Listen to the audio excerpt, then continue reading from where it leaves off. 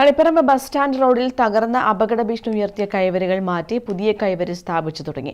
നിരവധി വാഹനങ്ങൾ കടന്നുപോകുന്ന റോഡിലേക്ക് കൈവരികൾ തകർന്ന ഭാഗത്തുകൂടി ആളുകൾ ഇറങ്ങുന്നത് അപകടത്തിനിടയാക്കുകയും കണ്ണൂർ വിഷൻ റിപ്പോർട്ട് ചെയ്യുകയും ചെയ്തിരുന്നു.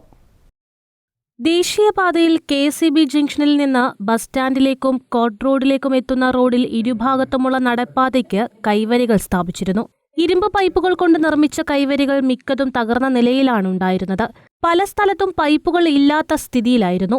തറയിൽ പൈപ്പ് ഉറപ്പിച്ച ഭാഗത്ത് അവശേഷിക്കുന്ന മൂർച്ചയേറിയ ഭാഗം തട്ടി കാൽനടയാത്രക്കാർക്ക് മുറിവേൽക്കുന്നതും കൈവരി തകർന്ന ഭാഗത്തുകൂടി ആളുകൾ റോഡിലേക്ക് ഇറങ്ങുമ്പോൾ വാഹനങ്ങൾ തട്ടുന്നതും പതിവായിരുന്നു. ഇപ്പോൾ MP ഗോവിന്ദൻ MLA അനുവദിച്ച ഫണ്ട് ഉപയോഗിച്ച് നടത്തുന്ന നഗരസൗന്ദര്യവൽക്കരണത്തിന്റെ ഭാഗമായാണ് കൈവരികൾ പുനഃസ്ഥാപിച്ചു തുടങ്ങിയത്. നമ്മുടെ തളിപ്പറമ്പ് താലൂക്ക് ഓഫീസിലേക്ക് പോകുന്ന വഴിയിലുള്ള സൗന്ദര്യവൽക്കരണത്തിന്റെ ഭാഗമായി അവർ സ്ഥാപിച്ച കൈവരികൾ മുന്നേ തകർന്ന നിലയിലാണ് ഉണ്ടായത്. ഒടുവിൽ മാധ്യമ വാർത്തയുടെ അടിസ്ഥാനത്തിൽ ബന്ധപ്പെട്ട അധികാരികൾ അത് പൂർണ്ണ രീതിയിൽ എത്തിച്ചിട്ടുണ്ട്.